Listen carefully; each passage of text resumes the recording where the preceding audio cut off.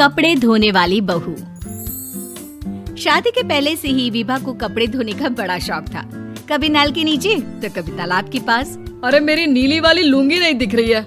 विभा की अम्मा, कहाँ रखी है लुंगी? अरे वो तो विभा ने परसों ही धोकर रखी थी आपकी अलमारी में, देखो वहीं होगी। वो ना मैंने आज धो दी, मुझे लगा कि गंदी हो गई होगी। अरे कैसे गंदी हो गई थी? उसे तो मैंने पहना भी नहीं। हे भगवान, इस लड़की के कपड़े धोने की आदत से परेशान हो गया हूँ मैं। जितना तो घर में राशन नहीं आता, उससे कहीं ज्यादा डिटर्जेंट पाउडर का खर्चा है। इसकी शादी करवा दो, शादी जाए अपने घर में ही करे काम, फिर चाहे घर के कपड़े धोने हो या पूरे गांव के। हाँ ठीक बोल रही हो, देखता हूँ मैं कोई लड़का। वो दिन भी आ जाता है जब विभा को देखने लड़के वाले आ जाते हैं। लड़की मुझे अच्छी लगी। होने वाली सास कहती है, बेटी अगर कुछ पूछना है तो पूछ लो। वैसे तो हमारी लड़की बहुत ही शर्मीली है, जो बोल दो वो मान लेती है, इसे क्या पूछना होगा। अरे कैसी बात कर रही हो माँ, मुझे इन लोगों के घर रहना है, सवाल तो कई है। हाँ हाँ बेटा, पूछ लो ना, क्या पूछना है। आप लोगों के घर कपड़े कौन धोता है? सास का मुंह बन जाता है। देखो, अगर तुम ये कहना चाहती हो कि तुम्हें कपड़े धोने नहीं आते तो सुन लो, कपड़े मैं ही धोती हूँ, लेकिन तुम्हारे आ जाने के बाद मैं रुमाल तक नहीं धोऊंगी। अरे चुप रहना भाग्यवान, बहू बेचारी घर आई नहीं, उसे डराना शुरू कर दिया। वो क्या है ना बिटिया, अभी तक तो ये कल्लू की माँ ही धोती थी, लेकिन अब तुम्हारे पापा तो दहेज में वॉशिंग मशीन देंगे ही। तभी विभा की माँ बोल पड़ती है, सवाल भी पूछा तो क्या। वैसे भाई साहब, मशीन की तो फिर भी कपड़े धोने की कैपेसिटी होती है। मतलब जो बिटिया दे रहे हैं ना विभा, इसे कपड़े धोने का बहुत शौक है। ये आप लोगों के क्या, आस पड़ोस गांव मोहल्ले सबके कपड़े धो दे और उफ तक ना करे। बाहर देखा नहीं आपने कितने कपड़े सूख रहे हैं? सब हमारी बिटिया ने ही तो धोए हैं। बस भी करो ना माँ, शर्म आ रही इतनी तारीफ सुनकर। और तो और एक दाग निकाल कर दिखाओ तो मान जाओ। हाँ अच्छा, माफ करना बेटा, मैंने गलत समझा। हमें तो रिश्ता बहुत पसंद है। और ऐसे जुड़ जाता है रिश्ता कपड़े धोने का शौक रखने वाली विभा का। उसकी शादी हो जाती है कोयला फैक्ट्री में काम करने वाले कल्लू के साथ। शादी के बाद अचानक विभा चिल्लाती हुई सास के पास आती है। सासू माँ, अरे सासू माँ कहाँ है आप? ये तो धोखा है, धोखा दिया आप लोगों ने मुझे। इसे ससुर के चक्कर के बारे में पता चल गया।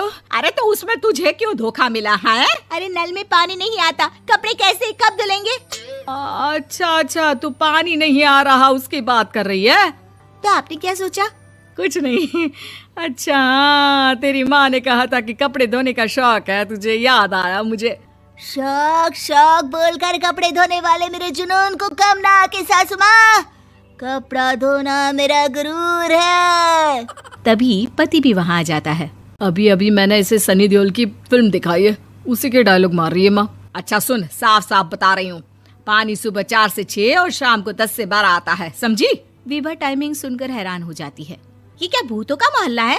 सुबह 4 बजे उठकर कौन कपड़े धोता है? 4 बजे टंकी में पानी जाता है, फिर सारा दिन धोना ना, किसने मना किया?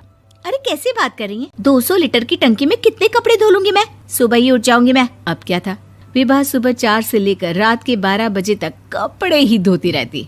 एक रोज सास पड़ोस से निकलकर कहीं जा रही होती है कि साथ वाली कहती है, हाँ कल्लू की माँ, जरा ये बताओ कि 2 साड़ी है, 2 ब्लाउज और एक पेटीकोट और एक नाड़े वाला लंबा कच्छा। हाँ तो? अरे तो क्या, कितना लोगी धुलाई ये बताओ। धोबन दिख रहे हैं हम क्या? हमारे पति सरकारी नौकरी से अभी रिटायर हुए हैं और बेटा सुपरवाइजर है कोयला फैक्ट्री में।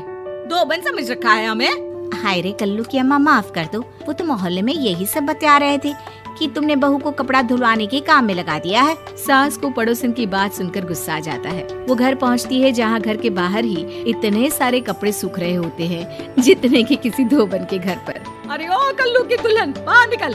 माँ जी यहीं आ जाओ, बाथरूम में चादर धो रहे हैं हम।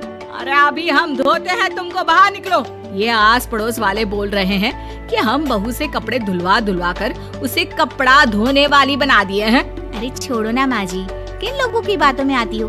आस पास के लोगों का तो काम ही होता है कि वो किसी तरह सास बहू को लड़ा दे। बहू सारे घर के कपड़े धोती है, ये क्या कम है? बोलिए।